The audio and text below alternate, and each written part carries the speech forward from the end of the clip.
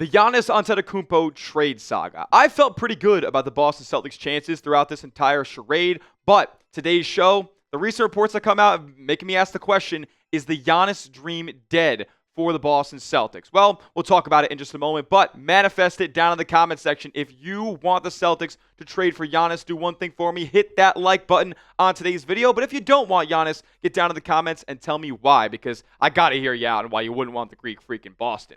All right, so yesterday I said that Milwaukee and Boston could be looking for a third team, as people have been reporting that the Celtics are a threat to the Miami Heat. They're in on Giannis. Bill Simmons going as far as saying they've made an offer for Giannis Antetokounmpo. So in that being the case, the third team would have to get involved. Milwaukee, we know, is probably not going to want Jaylen Brown. Jaylen Brown's probably not going to want Milwaukee. So here are a couple teams that could be involved as a third option to facilitate the deal and give assets to the Bucks. The Atlanta Hawks have the 8th overall pick and a couple nice young players. Also, some nice future draft picks, some relating to the Bucks as well. Portland, though, they have the Bucks control of picks in 2028 and 2030, coupled with some decent enough young talent. I think they're below Atlanta, if you ask me. The Los Angeles Clippers have been brought up as well, but people are reporting that the Clippers are in on this youth movement. They want to keep the number 5 overall pick, but then I've heard some other reports that they want to build around Kawhi Leonard. So very confusing stuff coming out of LA, and the Utah Jazz have been brought up as well by some people out there.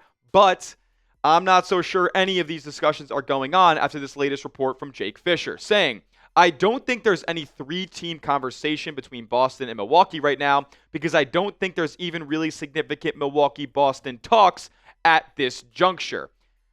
I get it. I understand. This guy also said 6 days ago that Boston genuinely concerns Miami throughout this process. So wouldn't that signal that they're in on trading for Giannis?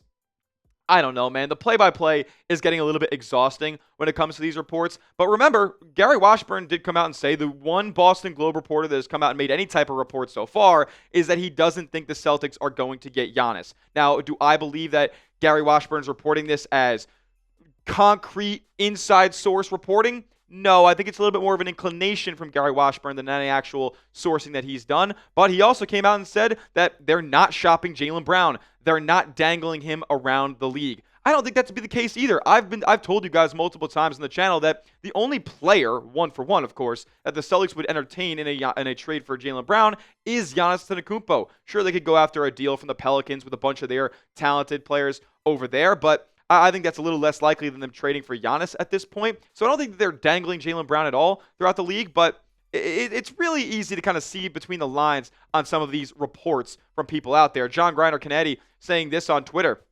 Mark Stein's quote is, in Boston's case, they'd have to trade Jaylen Brown to get this done. And then Gary Washburn says, I think the Celtics are trying to see if there's a way to get Giannis without trading Jaylen Brown. He goes, I know which report makes more sense given the C's work at the deadline.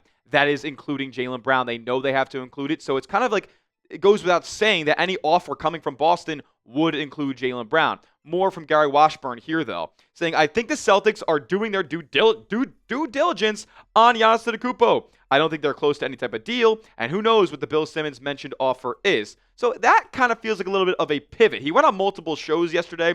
That sentence there kind of feels like a little bit of a pivot. They're doing their due diligence on Giannis Antetokounmpo. Then what due diligence would they be doing other than offering up Jaylen Brown in a trade? The notion that they're going to try to get Giannis without trading JB is nonsensical and shouldn't really even be discussed at length at all. So the only thing that we need to know about the Celtics dealing with Giannis is that Jaylen Brown would be on the table if they are serious about going to get him. Now, coming up next, we got more on the Giannis saga, a couple more reports here, plus a report about the Celtics trading up in the 2026 NBA draft, which is less than 10 days away at this point. We'll talk about that in a second. First, a word from our sponsor over at Prize Picks, America's #1 app for sports picks, where you just pick more or less on a few player stats, lock in your lineup, and win real money while watching your favorite sports. And with the World Cup going right now, I've been having a ton of fun on Prize Picks. You can too, with the free $50 in your account and lineups. If you sign up, use our code HMA and play your first $5 lineup. With the World Cup going on, you can pick more or less on stats like passes attempted, goals, fouls drawn, goalie saves, goals allowed. They have it all on Prize Picks. You can even combine other sports in the same lineup if you want to. This is my lineup for today's World Cup games going on. I got Cristiano Ronaldo more than half of passes attempted. That is a max discount on Prize Picks. You just got to pass it one time. Hopefully he's not ball hogging out there. Then we got Harry Kane more than half a goal plus assist in the England-Croatian game. Now, you can copy this lineup into your own via the brand new social feeds tab on PrizePicks. Give me a follow at Tyler J. Smith to see all the lineups that I have going on. But if you're going to do it at PrizePicks. Download the app today. Use the code HMA, and you're getting $50 in lineups instantly after your first $5 lineup. That's code HMA. You play your first $5 lineup, and boom, PrizePicks is giving you $50 in lineups instantly into your account. The link to download the app is clickable in the comment section and description of today's video. All right, we got a new one from Chris Mannix. Don't love it either. I have not heard directly that the Celtics have made a firm offer for Giannis. This kind of contradicts what Bill Simmons has said over the past few weeks. As a matter of fact, Bill Simmons was on his podcast with Doc Rivers last night, and he doubled down, saying the Celtics absolutely made an offer. So I don't know who to believe at this point. I'm leaning towards believing Bill Simmons because he kind of started the opening of the floodgates of all these reports a few weeks ago. And here's the reality, guys. I explained it before. I'll explain it again. There's only one piece of the offer that matters. It's Jaylen Brown. If the Celtics are willing to give up Jaylen Brown, they're probably willing to give up the ancillary pieces and the margin stuff after, like a first-round pick or one of the young wings on the roster. If they are willing to give up Jaylen Brown, they don't need to give some sort of firm, explicit offer because once Milwaukee knows, then they can start actually dealing and doing business with the Celtics here and then finding a third team. Doesn't look like any of that's happened yet, but I'm not holding out hope, or that I am holding out hope, that the Celtics do end up with Giannis Antetokounmpo here. It feels like this is like that stage of the situation where, you know, the Celtics were in the driver's seat for a few days. Now all the heat's coming back on Miami, no pun intended, and that's going to culminate in the Celtics actually getting him. Like the C stuff is quieting right now while the Miami stuff's getting hotter, but we know the Bucks don't like the Heat's offer, so I do believe the Celtics are kind of still in the driver's seat as long as Jaylen Brown is on the table here. Now, Brian Windhorst did drop an interesting tidbit on ESPN2, and he's kind of been a guy who's been back and forth in this whole situation. Kind of like Jake Fischer. He's been rocking the boat, going back and forth. Celtics aren't in on Giannis. It's not in the world of reality right now, but now the Celtics are in on Giannis, and he would sign an extension there. Like, it's crazy, all the back and forth that all these reporters are doing, but here's what Windy said yesterday. The Celtics are also on Antetokounmpo's list. He'd be willing to extend his contract if he were traded there too, league sources say. The Celtics typically don't get involved in situations in which they have to be involved with player agents alongside the teams. Antetokounmpo and his representation have definitely tried to have a seat at the table during this process, a fact that makes the Celtics uncomfortable. All right, like, sure, it may ruffle a couple of feathers, but I do not believe that Brad Stevens would just say, yeah, not trading for Giannis because his uncle's there. What? What are we talking about? Like, I don't think that's going to get the Celtics off the train tracks by any means here. Yeah, sure. Giannis's camp is known to be involved. He's a family guy. Like, he's got his representation always around him. But I don't think it's an issue for Boston here. So I'm not really putting too much stock into that Windy report here. Now let's talk about this Jake Fischer report, where he says while Boston continues to be loomed as a potential Giannis destination, sources say the Celtics are looking to trade up in the first round of Tuesday's NBA draft from their number 27 pick. Okay, well, I haven't really gotten much inclination on that so far because based on the players the Celtics have had in for workouts, like even when teams have picks in the late portion of the first round, they'll still work out guys who are projected to go in the tail end of the lottery or in the middle of the first round or something like that, but none of these guys are. Tarris Jr. of UConn, he's projected as a late first-round pick around 27 where Boston selects. Zuby Ejiofor, kind of the same thing. He could even fall into the second round. And these guys, Alex Karaban, you guys will know him very well if you're a New Englander, and Baba Miller, they're guaranteed to be second-round picks damn near. So none of these guys signal to me that Boston is going to be trading up per se here. But I'll tell you what, if this report is true that the Celtics do want to trade up, Brad's going to be looking for a big man here because you just saw those workouts. Baba Miller's a 6'10", around the rim big. Tarris Reed's around the rim big. And Zuby Ejiofor is a big as well, even though he's a little bit undersized over there. So who could Boston be looking at for a trade up in this draft? Aday, shot blocking, rim running, elite passer as well out of the big man spot out of Michigan. He's a damn good player. I'm not sure the Celtics have the ammo to trade all the way up to select him.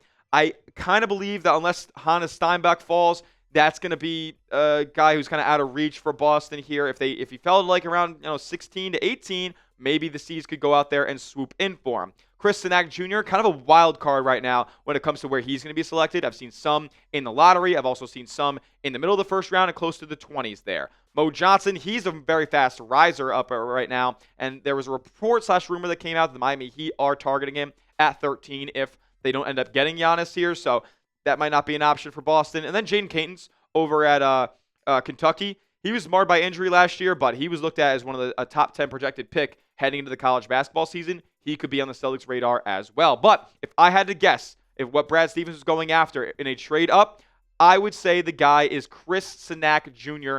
out of Houston. Let's tell you a little bit about him here. 6'11", 240, so he's filled out already for the most part. You got 7'5" wingspan, incredibly lengthy, and a good shot blocker. He's improved a lot in that regard this past season.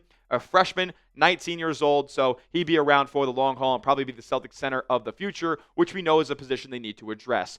At Houston this past year, only played 25 minutes a night, 8 boards. He was pretty efficient, though, from the field, especially considering he extended his range a little bit. Shot 2.5 threes a game, and for a big in college, that's a pretty decent volume. Did shoot it, though, at a 33.3%. Now, if you look at his shooting from a glance here on a chart, he's really an around the rim big for the most part. He's got that little push shot in his game, though, just around and beyond the restricted area. You see his left wing threes, though, 46%. That's pretty damn good, if you ask me. And he's got a little bit of a midi as well. Can hit that corner three in the right corner over there, too. But, again, not going to extend his game super far out, at least at the beginning of his NBA career. Here's some pros and cons from the No Ceilings NBA draft guide here. At the rim finishing, rebounding, and at the rim defense. That's going to be his bread and butter, the stuff that he can hang his hat on and was going to give him a high floor in the NBA. The defensive playmaking, though, he struggles with, staying out of foul trouble and whatnot. You got free throw shooting. He shot it at a 62% clip, so I do have some worries about his long-term prospects as a shooter. And then the role. What is his role going to be in the NBA? That's something we're still a little bit unsure of. The No Ceilings NBA draft guy with this little write-up on Cenac, he said, who doesn't want a sweet shooting big man and blue chip prospect who finishes everything around the basket and took huge strides forward as a rim protector while learning under the best coaches in college basketball down there in Houston with Kelvin Sampson. The draft guide had him with shades of Naz Reid, Bobby Portis, and Miles Turner, 3 players who we've all talked about, coming to the Boston Celtics on this channel before. So I think it would be a pretty good option for Brad to go after if they do trade up. Which draft prospect would you want the Celtics to trade up for? Let me know down in the comment section. Be Brad Stevens for me, and let me know who that player might be. I want to hear from Celtics fans here. But before we move on and out of here on today's show, shop the USA merch collection over at chatsports.com/USA. We got the flag shirts. We got the Just Wanna Bang shirts for some firework action. It's an awesome collection. And if you want to get it by July 4th for the holiday, you got to order by June 22nd. So go out there and get some USA merch from our Chat Sports store today at chatsports.com/USA. The link to go get them is in the comment section and description of today's video, as that will do it for today's show. Make sure you give me a follow over on Twitter at Tyler J. Smith, 2 H's because the name's common, but I am not. And make sure you subscribe to the channel as well. YouTube.com/CelticsTV for the latest and greatest on your C's all offseason long. We'll see you guys next time. And as always, let's go C's.